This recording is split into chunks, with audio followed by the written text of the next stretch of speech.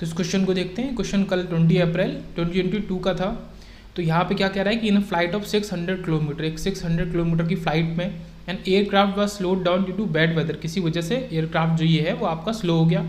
It's average speed for the trip was reduce by 200 kilometre per hour, और उसकी average speed जो है वो कम हो गई 200 किलोमीटर पर आवर से। At the time of the flight increase by 30 minutes, और उसका जो टाइम है वो 30 मिनट से ज़्यादा हो बढ़ गया।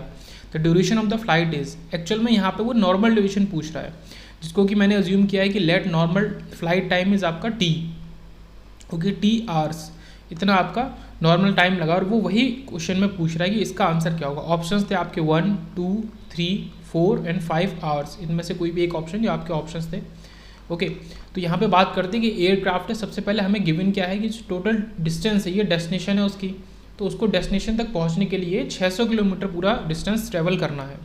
तो अब यहाँ पे हमें और क्या क्या पता है, हमें ये पता है कि एवरेज स्पीड कम हुई है, बट उसके पहले हमें एवरेज स्पीड खुद से लेनी पड़ेगी। तो लेट एवरेज स्पीड भी x किलोमीटर पर आवर, ये हमने ले ली। अब उसकी न्यू एवरेज स्पीड क्या हो गई, ओके, स्टेप बाय स्टेप करते हैं, बहुत ईजी क्वेश्चन है। उसकी न्यू एवरेज स्पीड हो गई x minus 200 kilometre per hour. अगर x किलोमीटर पर आवर थी, मान लो 500 किलोमीटर पर आवर उसकी एवरेज स्पीड थी, अगर वेदर ख़राब नहीं होता, बट अब कितनी हो गई, उसकी 200 कम हो गई, तो 300 किलोमीटर पर आवर हो गई, बट वो x हमें पता नहीं है। और टोटल डिस्टेंस कितनी है आपकी 600 किलोमीटर। टाइम कितना हमने ले लिया है, टी आर। तो यहाँ पे टाइम के फॉर्मूले को ही लिखते हैं। ओके, तो यहाँ पे क्या है कि टाइम आपका क्या हो गया, सबको पता है, इस डिस्टेंस अपॉन स्पीड। ओके, तो डिस्टेंस इज 600 किलोमीटर, स्पीड अब क्या है उसकी प्रेजेंट में x माइनस 200, और एक्चुअल में इस टाइम से चलने पे उसको एक्चुअल में कितना टाइम लगा है, जो टी टाइम तो उसको लगता ही normal duration of the flight, और उसमें 30 मिनट उसको और ज़्यादा लग गया। तो 30 मिनट को मैं 1/2 से रिप्लेस करूँगा। क्यों? क्योंकि हमें चीज़ें आर में लिखनी है। तो यहाँ पे ये इंपॉर्टेंट बात है कि ये आपको करना भूल ना जाए। ओके, ये 1/2 जो है ये इंपॉर्टेंट है, हमें चीज़ें आर में लिखनी है। ओके, अब फर्दर इसको सॉल्व करेंगे। अब उसके पहले एक चीज़ और हमें पता होनी चाहिए, वो क्या है कि एक्चुअल में जब वो x किलोमीटर पर आवर से चल रहा था, इस स्पीड से चल रहा था, यहाँ पे थोड़ा ध्यान देने वाली बात है, तो वो 600 किलोमीटर कितनी देर में ट्रैवल कर रहा था, वो टी आर में ट्रैवल कर रहा था। ये तो फॉर्मूला 1 आ गया। अब हमें 2 अननोन है, टी और एक्स, 2 इक्वेशन चाहिए। तो दूसरा क्या पता चला कि उसको टी टाइम लग रहा है कितने के लिए, 600 किलोमीटर के लिए, और एक्स स्पीड से। ये आपके 2 फार्मूले आ गए। ओके, अब क्वेश्चन आसान हो गया, अब क्वेश्चन में कुछ नहीं बचा, ये आपके 2 फार्मूले आ गए।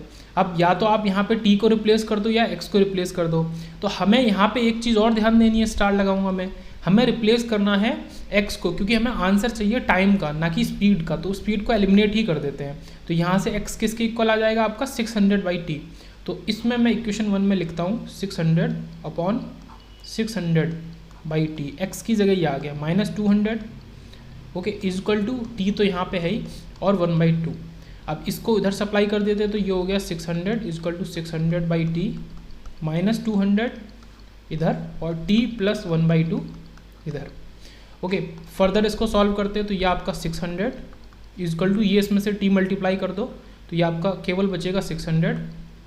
नेक्स्ट टर्म आपका जब t से मल्टीप्लाई हो जाएगा 200t, फिर ये 1/2 मल्टीप्लाई होगा, तो ये हो जाएगा आपका 300/t, और आखिरी टर्म आपका हो जाएगा 100। अब ये 600 से 600 कैंसिल, और इस t को इधर मल्टीप्लाई कर देंगे, इस वाले t को, ओके, और इधर सप्लाई कर देंगे। तो ये फाइनली आपका क्या हो जाएगा इक्वेशन, ये आपकी हो जाएगी 200t² प्लस 100t और माइनस 300। इसको आप वेरीफाई कर सकते हैं, पॉज करके देख सकते हैं। तो ये आपकी फाइनल इक्वेशन आई। अब यहाँ पे हमें आंसर क्या चाहिए था, टी आवर चाहिए था, कि actual duration of the flight कितनी थी वो हमें बतानी थी।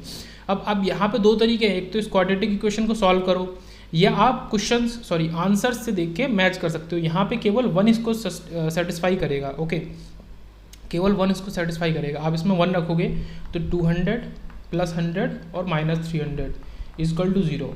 तो यहाँ से आपका आंसर आ गया कि 1 आवर जो है वो actual duration of the flight है, बट स्पीड कम होने की वजह से आपको 1.5 या 1 मतलब 1 आवर 30 मिनट्स आपको लग गया, 1 आवर 30 मिनट्स आपको लग गया। तो actual time of the flight आपका कितना था, 1 आवर।